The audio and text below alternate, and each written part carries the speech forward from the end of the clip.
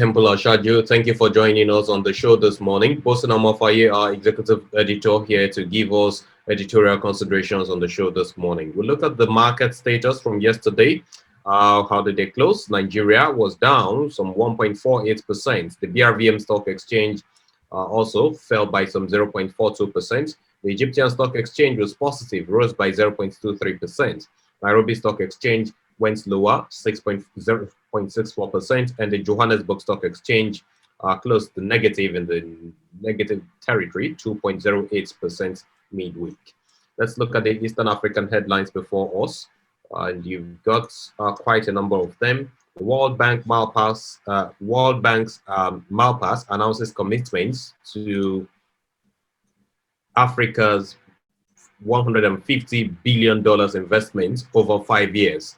Moody's cuts Ethiopia's rating, holds review for further cuts.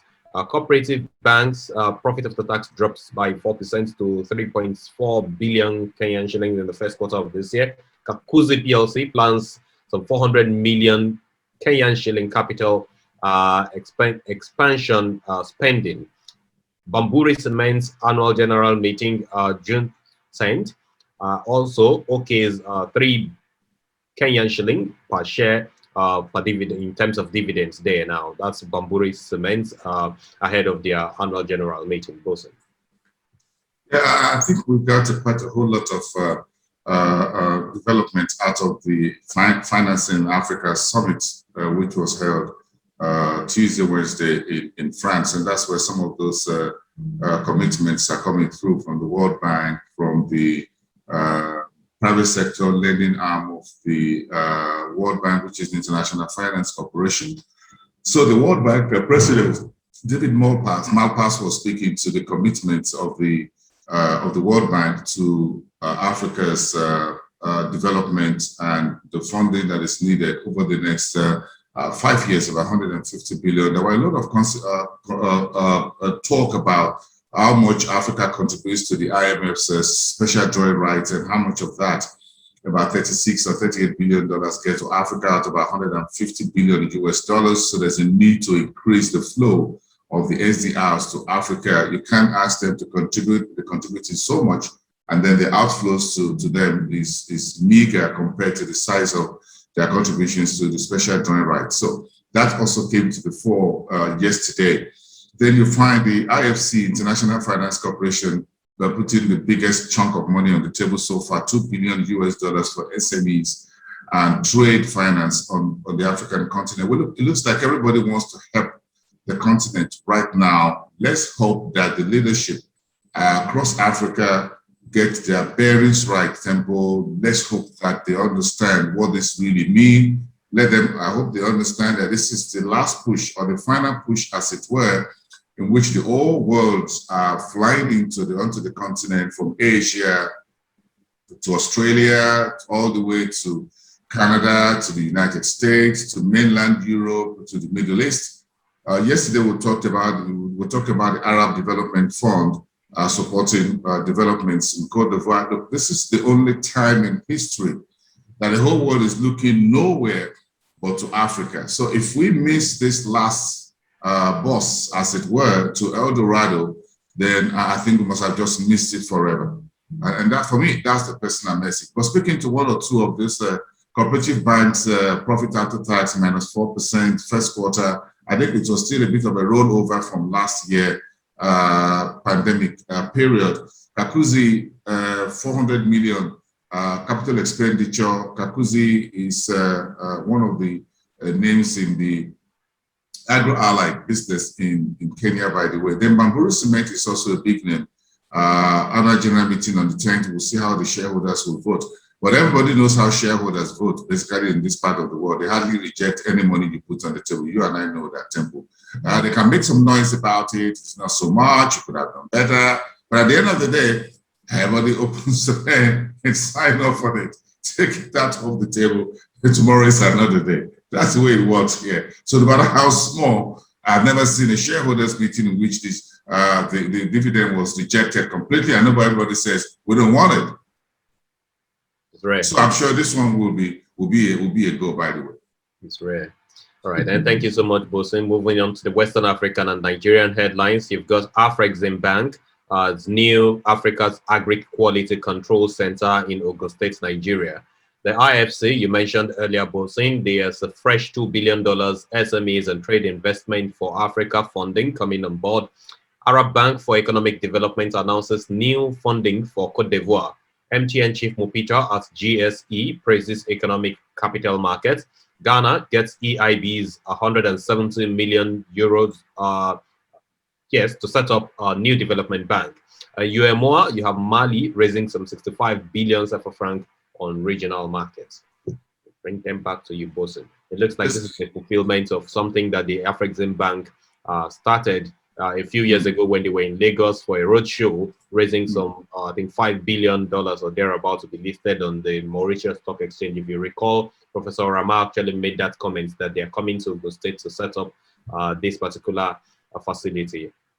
I'm going to sound a little bit like a broken record, but I'm going to say congratulations once again to AFDB and Afreximbank. It's for me, in my 30-year career as a financial journalist, this is the first time that these two institutions are moving fast and furious, and I think they are doing us very proud, globally speaking, because without these two institutions, I'm just trying to ask myself, what else do we do on the internet? Who would these international banks and agencies, who would they talk to in the manner of speaking? Look at the European Investment Bank supporting the World Bank to get Ghana's development bank up and running, 170 million euros. Look, then you talk about the Afreximbank setting up a quality control for agricultural products manufactured in state Nigeria. They're going to set up a number of others across some other regions. And for this pilot to also be in Ogun State in Nigeria tells you that that will be the hub for West Africa in a manner of speaking. Again, Nigeria being a major size in terms of economy and what have you, we'll have a whole lot of products coming through from SMEs and those who want to package products that will have to go to exports. Then 2 days ago, we spoke about the new fund for export development for Africa, FEDA, FEDA, which has been set up in Guinea, Republic of Guinea, all the way down the West Coast. So a whole lot is happening gradually. Today is the 20th of May. I think in the next few days, we should have the unveiling of that pilot scheme for the payment, settlement, and clearing system for the intra-Africa trade, which is being housed in Ghana as well. So be on the lookout, Temple. The Afreximbank is one day, one story, one day, one new development coming through, and I give that to them. Then you find on Tuesday the president and CEO of MTN Group, Raf Mopazi, also went to Ghana Stock Exchange to say hello to President Nana Akufo-Addo. If you remember, during the Ramadan period, the president and chairman of Boa Group also went to say hello to President Nana Akufo-Addo. It looks like something is going on behind Nigeria's back door, and I hope everybody taking notice.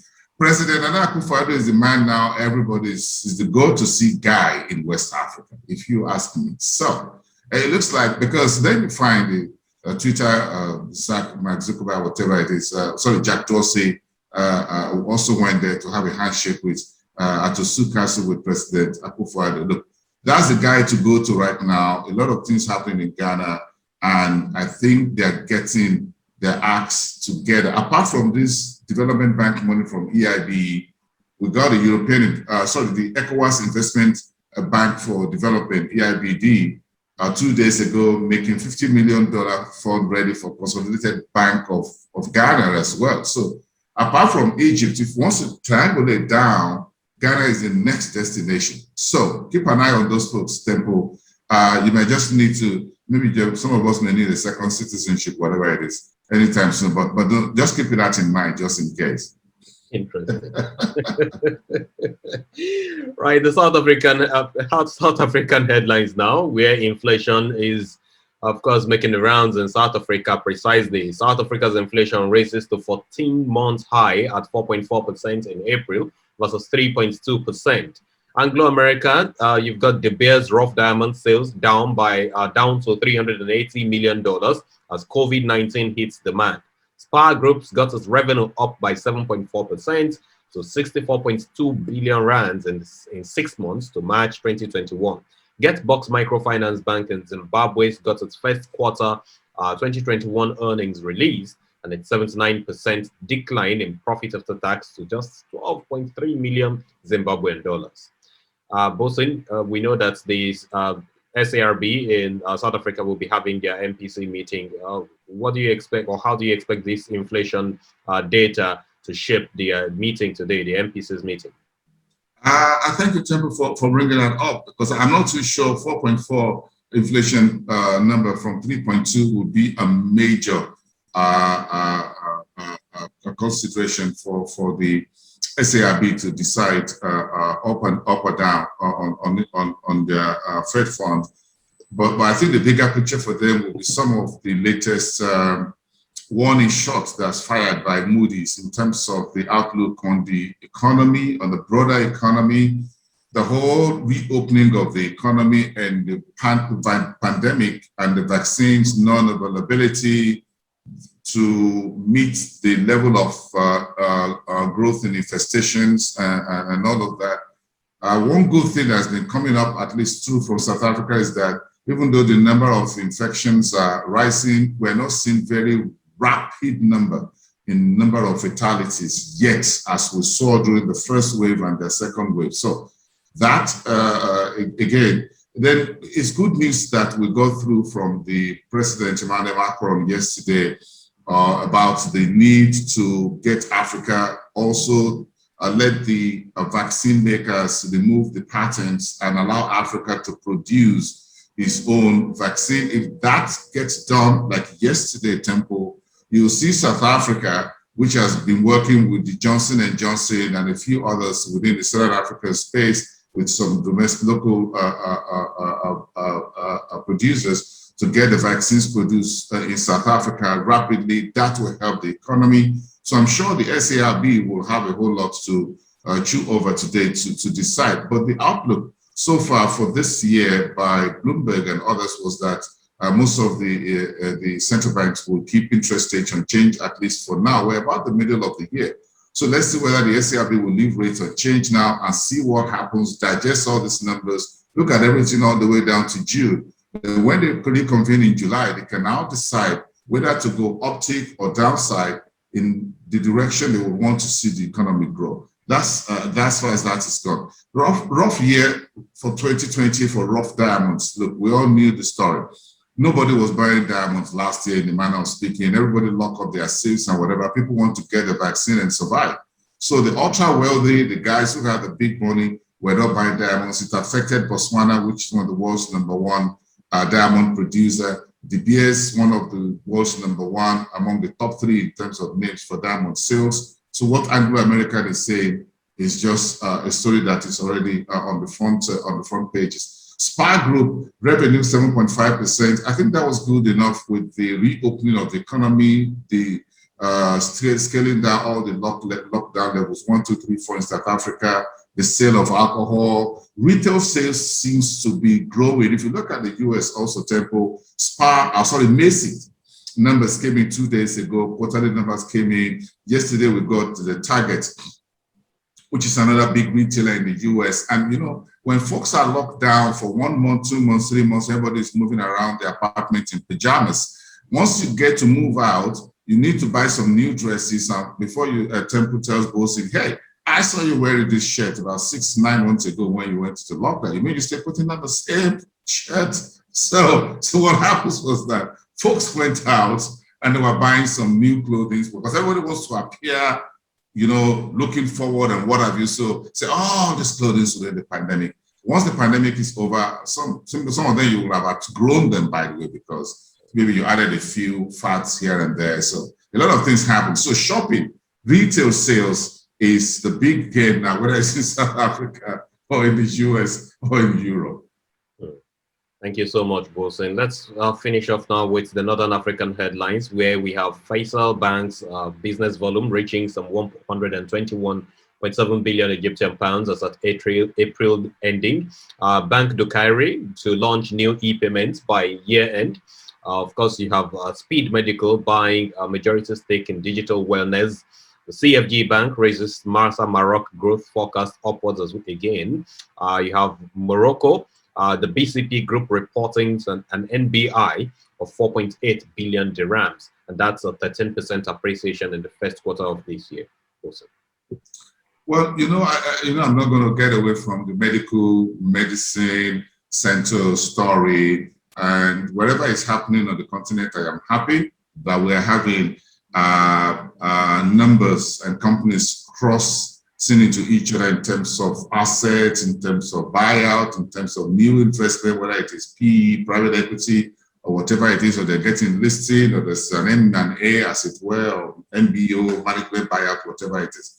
I just love that happening, and we need to see a whole lot more of that going on the continent.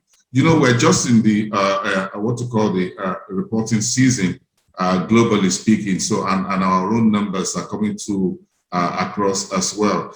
And that is what you can see from the I think the BCP Group reporting about 13% jump in non-banking income, about 4.8 billion dirhams for the first quarter. Then you find the Faisal Bank business volume also up. So these are numbers, Temple, and I think investors within those jurisdictions will continue to take these numbers on board. And then let's see how things go as we get into we're ending in May right now. We're getting towards the end, the final month of the second quarter. Absolutely. Right. And we can only watch out for our first half of 2021 earnings, where we do hope there will be a bit of appreciation, because lately quite a number of countries have also been able to relax their restrictions, to at least sensitively. Thank you very much, Bosin, for being a part of the show this morning. Bosin Omafaye is our executive editor here at Frontier Africa Reports, and this has been the show for today. I'm Temple Ashaju. I'll see you next time. Bye for now.